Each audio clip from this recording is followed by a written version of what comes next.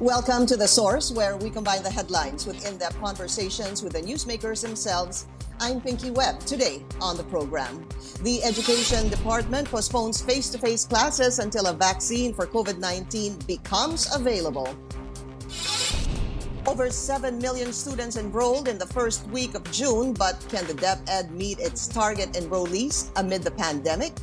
And later we find out if the country is ready to shift to the so-called blended learning. Education Secretary Leonor Briones joins us live.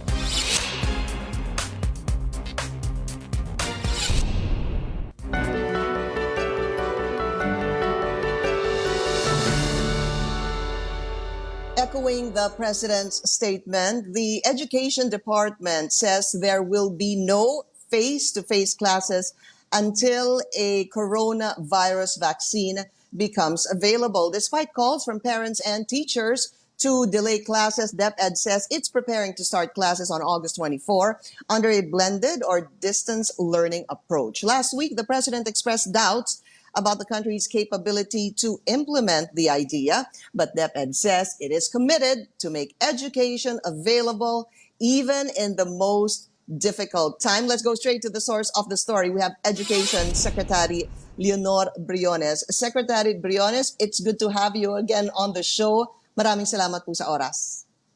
Yeah, sinabi ko nga kanina na gusto kong magbayad ng utang, Freedom from Debt Coalition kasi ang aking pinanggalingan. Ay may utang ako sa yung 2 buwan na ata o magtatatlo na, kailangan bayaran yung utang na yan. Oo. Dahil mahirap ang maganda po yung scheduling ko at this timing. time. Oo. I understand, Secretary. That's right. Maraming salamat po. Oo. May Secretary, problema thank you sa po sa sound. oras. So, May problema tayong konti you can't sa hear me, sound. ma'am? Oo. Okay. Secretary, meron lang pong konting delays. So let me start with this. Nung Monday po, during the press briefing of Secretary Harry Roque, narinig ko po yung inyong naging statement doon or pahayag. Ang sabi niyo nga, good news because nung Monday, over 6 million enrolled online since June 1. And I believe right now, nasa 7 million na po ata. Is that the update, ma'am?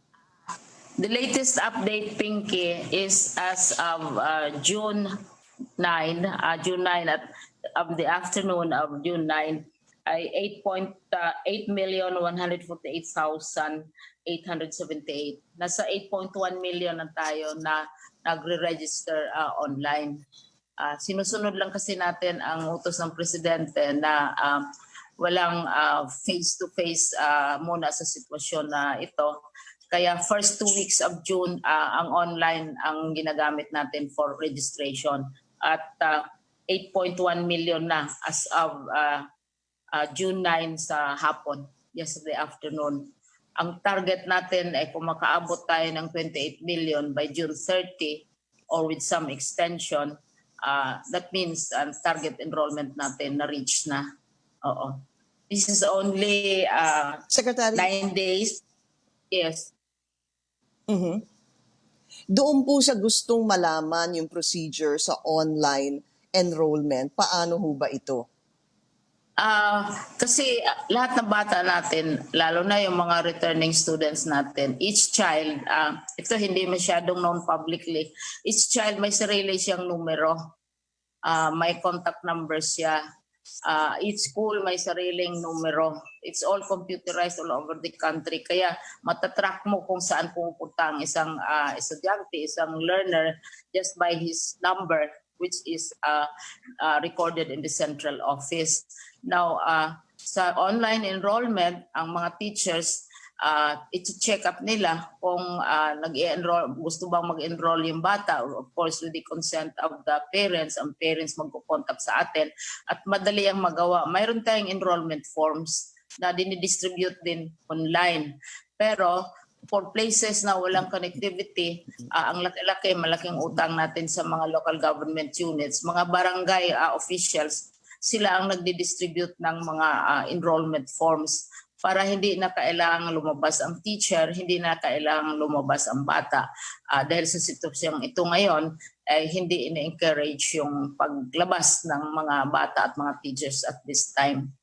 So, the fact na there are already more than 8 million responses, of course, ang pinakamalaki ay NCR. NCR is 1.1 million. Ang pangalawa ay ang region 3, region 4A or 3, 1.2 million.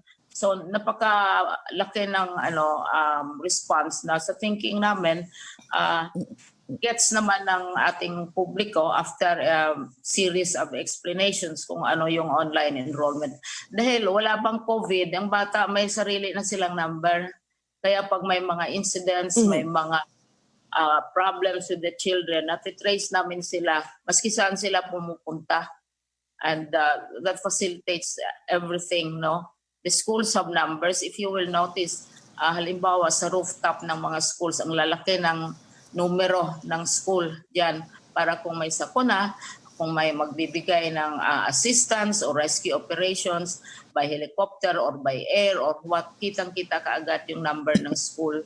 So technology which was introduced by my predecessors and now we are enriching it and expanding it has been a big help in what we say is online registration.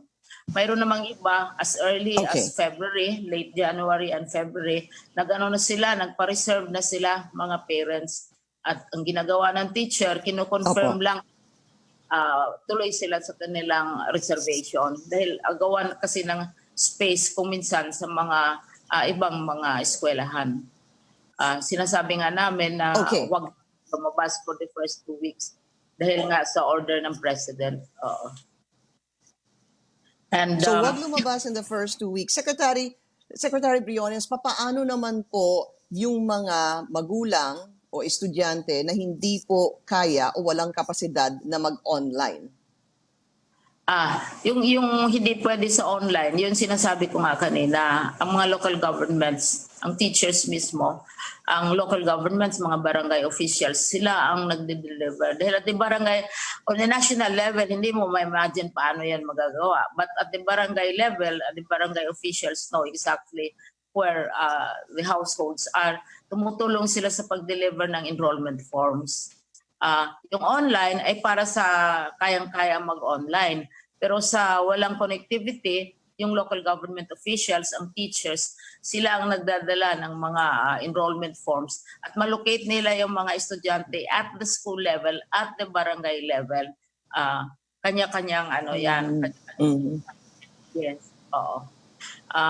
Gusto ko lang i-emphasize na ang online na approach sa pag-aaral o para sa ating learners, isa lang yun sa mga paraan na tayo ay naghahanap ng ways by which mag-continue ang learning process.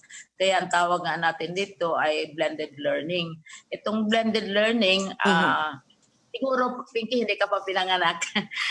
Noong panahon na yan, introduced na yung blended learning, combination ng unang paglabas ng technology, pagbugso ng technology, tapos and other ways, no? Yung sinasabi nga namin, yung modular, mga modules, workbooks, dinideliver sa mga bata, sa mga households, ang teachers ang nagsusupervise. Tapos kung walang yung sabihin natin walang desktop, napansin natin na Pinky na ang mga nag-survey kasi tayo ng readiness ng ating teachers, out of 788,066 teachers na nag-respond sa aming survey, 87%, 687,000, sabi nila may computer sila, may laptop, may desktop sa bahay nila. At saka mga bata naman, sa enrollment forms, inaano natin, mayroong space doon na magsabi ang bata o ang parent na nagpapa-enroll ng bata kung mayroon silang, anong mayroon sa kanila. Mayroon ba silang desktop, mayroon ba silang laptop, may tablet ba sila, may cellphone ba, may radyo ba, may television ba. So kasi all these means will be utilized, kaya nga sabi natin blended. Iba't ibang paraan. Secretary, Yes. Yeah, let me just ask this, Secretary. Doon po sa mga mag-e-enroll, meron ho bang, sa public school po, of course, muna, meron ho ba silang kailangan bayaran na kahit na anong cost, whether it be even miscellaneous or anything of that sort? Meron ho bang ibibigay na bayarin ang mga magulang? Sa public wala kasi bawal sa amin yan, bawal mag-solicit ng mga cash donations. Mismo kami sa central office, hindi kami consider ng mga cash donations unless yung mga established partners na talaga na may kontrata, etc. etc. So bawal yan kasi libre naman yan up to high school ang edukasyon. Hindi ang circulars namin dyan. Kung may mga parents na gusto nilang tumulong, they do it voluntarily. Pero ang preference namin, material donations rather than cash dahil mas komplikadong hahawakan o paggastos, etc. sa accountabilities ng mga ganong klaseng transactions unless it is really with established partners covered by contracts and the memoranda. Okay. So libre yan up to high school. So, yun kasi yan, Pinky eh. Opo. That's why inuna ko po yung private, baka ho merong miscellaneous. You're saying nothing. Okay. Pagdating naman po sa private schools, there's a call by Senate President Tito Soto na kung pwede daw yung tinatawag na flexible tuition payment. Do you have any update on this or any directive from the DepEd? Yung on the matter of tuition fees, basta sa basic education, kung gusto ang isang private school na mag-increase ng tuition fee, halimbawa, that has to be approved by our regional director. At kailangan i-justify yan. Then sabi ng batas, kung mag-increase ka ng tuition fee, 70% of such increase will have to go to teacher salaries aside from all other expenses. Kailangan i-justify yan.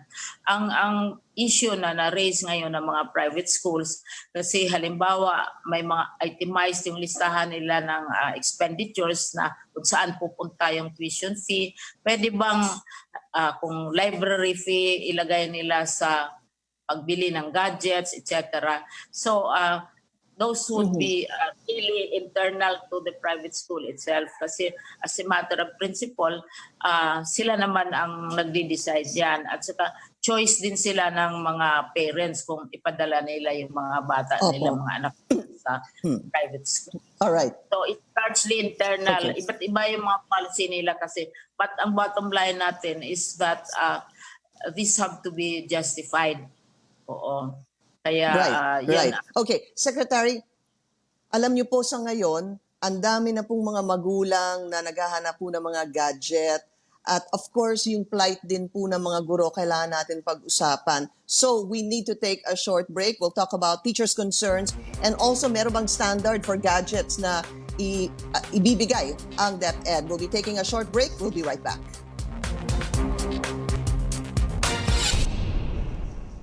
You're watching The Source on CNN Philippines. Our guest today, Education Secretary Leonor Briones. Secretary, gaya po ng sabi ko during the break, there are a lot of people, naghahanap na po sila ng mga gadgets na kaya po ng kanilang budget o yung iba ipang-uutang po ito.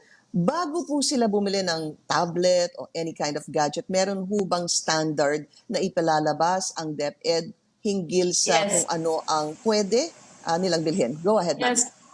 That's an excellent question. Kailangan ikalat mo yung question na yan. Ang DepEd magpalabas ng standards within this week. Pero mayroong iba like Manila halimbawa, nagtanong na sila sa amin directly, sinabi ng ICTS namin na ganito ang features na hahanapin sa isang tablet o isang computer. In-exceed nila. They went beyond the standard. So, mas malaki ang capacity ng mga computers na i-distribute halimbawa ng Manila. But we'll put this into writing kasi ang dami-daming offers na ngayon at saka maraming nagpo-produce na ngayon ng mga tablets, mga gadgets para sa mga bata dahil nakikita nila na may market for this. But we don't want na they will get the cheapest or whatever. Gusto natin na yung nagko-comply sa standards ng DepEd at yung capacity ay makaka-absorb, makaka-record, kung ano-anong mga functions ang hinahanap natin. Oo. Ilabas natin yan. Pero as I said, in the case of Manila, nagtanong na sila diretso and they are exceeding the DepEd standards already. Sinabi na nila yon. For Manila, it's the mayor of Manila who made that announcement. Oo. Pero salamat for that question kasi nagbibilihan na yung mga parents sabi namin, ano muna, tingnan mo na bago sila bibili kasi pamurahan ngayon Pinky ng pwedeng hulugan, pwedeng down payment, kung ano-anong plans. Pero tingnan muna yung capacity either of the phone, cell phone, or the gadget itself. Okay. Thank you for that. Right. So, yeah, in fact, I'm going to repeat that and stress it again. Now, maglalabas po ng standard ng DepEd hinggil dito sa mga magulang. Maybe pwede kayong maghintay within the week. Lalabas daw po to. Now, let's go to teachers' concerns. Secretary, I know a while ago, sinabi niyo po, there was a survey, 778,000 teachers and 678,000 ang sinabing may computer. Here's a concern, Secretary of the Alliance of Concerned Teachers. Ang sabi po nila, yung mga personal laptop ay lumang-luma na daw. Isa po yun. Pangalawa, ni-loan daw po ito.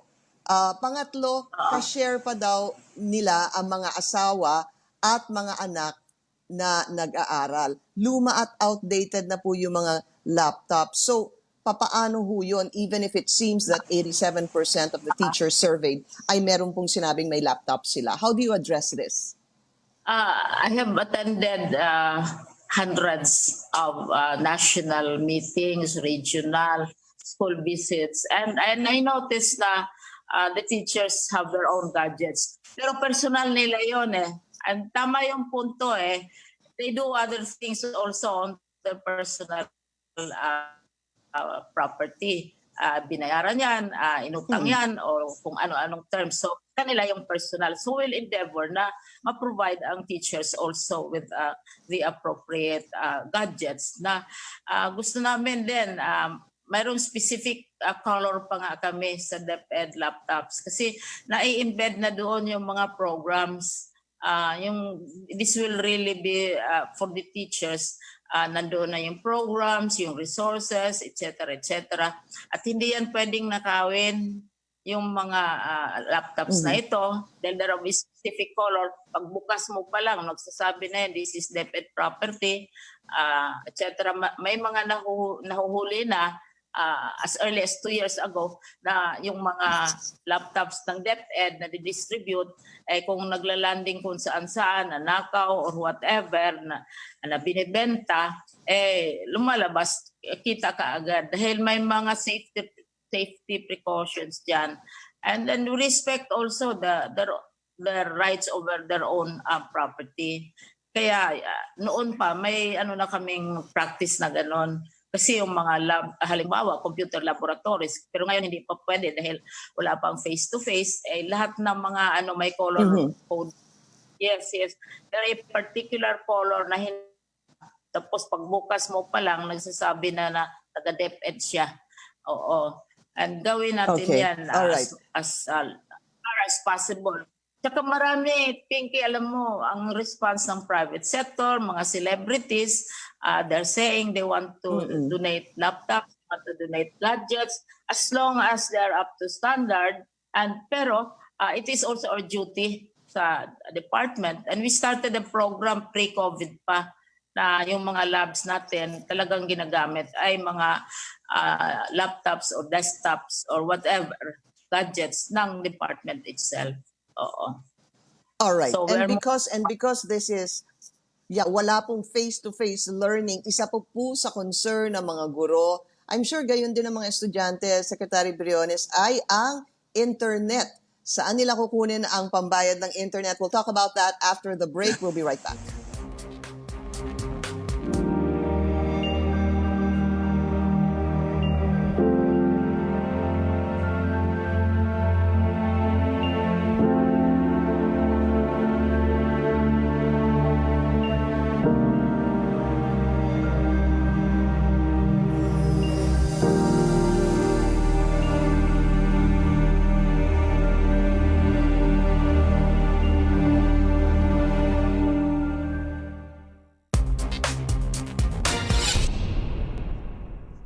Our guest today, Education Secretary Leonor Briones. Ma'am, meron pong tanong from Facebook si Among Ed.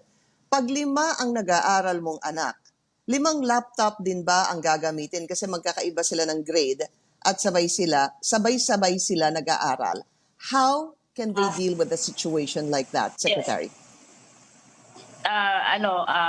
Yung laptop, yung online is only one of the approaches. Ang pangalawang pwedeng gamitin ay yung cellphone. There are 179 million cell phones. You have more cell phones than humans in the country at present. So kung hindi pwedeng sabay-sabay, isa lang yung desktop mo, andyan si cellphone. At saka ang scheduling will be done in such a way. Kaya nga ang mangyari niyan, bawat eskwelahan may kanya-kanya silang strategy. Kasi based on the information which we get from the enrollment data, may idea ang school, may idea ang teacher kung ilan ba ang computer sa bahay, kung meron bang cellphone, kung meron bang television. Kasi 4 ang pagpipilian yan, Pinky. Una, yung online. And we are all very excited about online, of course. Pangalawa, yung online through the internet, etc., desktop. Then you have cell phones. Yun, yung bata naka-cellphone, yung nasa image dyan. Ang galing-galing nila dyan sa cellphones. Pangatlo, kung wala talaga, nandyan naman ang television. Ang TV naman, mas una pa. Siguro, baby ka pa o hindi ka pa pinanganak, may TV na at saka may experiensya na ang bansa sa pagbibigay ng lessons sa via television. There are already programs right now which are really designed for children. Kaya nga bawat eskwelahan kanyang scheduling dahil alam nila kung anong sitwasyon sa isang eskwelahan. Halimbawa yung sinabi nga 5 anak, kailangan ba ng 5 laptop? And then after TV, yung panahon pa maliit pa ako, talagang radyo ang ginagamit for learning experiences outside of face-to-face meetings for far-off places. Tawag nila niyan sa radio ay schools of the air. And very useful para sa mga malalayong lugar. So hindi naman na nakatali ka, you have to have a desktop, you have to have a computer. You may use your cell phones. Marami ngayong nagmi-meeting, nagzo-Zoom connections, etc. using their cell phones. And it's amazing, Pinky. I'm surprised with the information that is coming in kung gaano kabilis ang paglaganap. Halimbawa, compared to just maybe 6 months ago or 3 months ago, iba na ang sitwasyon. Nag-move palagi ang knowledge and technology. So, pero pag wala talaga, that is, you have radio. Kung wala pa ring radio, then you have the barangay officials who will deliver yung printed na modules. Kasi we're also going to print modules. Kaya nga blended kung ang pwedeng oobra, yun ang gagamitin. Hindi na para isang mold lang tayo, isang sa education. Kaya ang laking papel sa field people, regional directors, superintendents, ang mga schools, barangay officials, and of course the parents.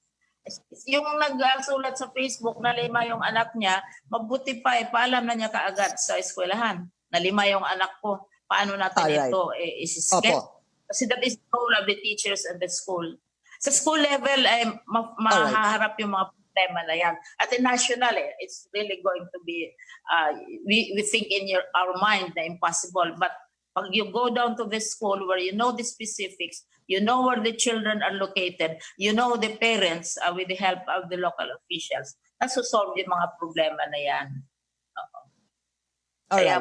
Education Secretary Leonor Briones, ma'am. I wish we had more time kasi I wanted to ask kung mabibigyan kaya ng allowance sa mga guro hinggil sa internet dahil nga gagastos po sila dito. Pero we don't have time anymore, ma'am. I'm sure sa inyong next briefing you can talk about this as well. I know you said that they can use their yung gagamitin na sa chalk for this, but some teachers are saying it's not enough. But anyway, pasensya.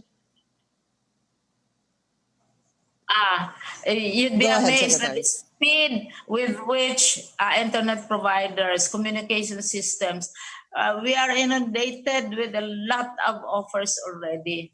And then, itong sa radio naman, I go back to radio kasi if all else fails, you have radio, you have yung delivery system natin. Many municipalities have their own radio stations. Big cities have their television stations. Big universities have TV stations and all that. So it's not as if this is something new. This has been going on, blended learning, for the past siguro 30 years. The difference is we are now relying on it more than face at this time because of the situation. But it has been there. There's nothing new about the concepts and the practice. It is already being done. Panahon ko pa may schools of the air na sa radyo Oo. All right. Secretary, maraming salamat muli. You were only molecule at that time. Secretary, again, thank you for your time. Thank you. Maraming salamat kay Education Secretary Leonor Briones. Thank you for joining us here on The Source. I'm Pinky Webb. You're watching CNN Philippines.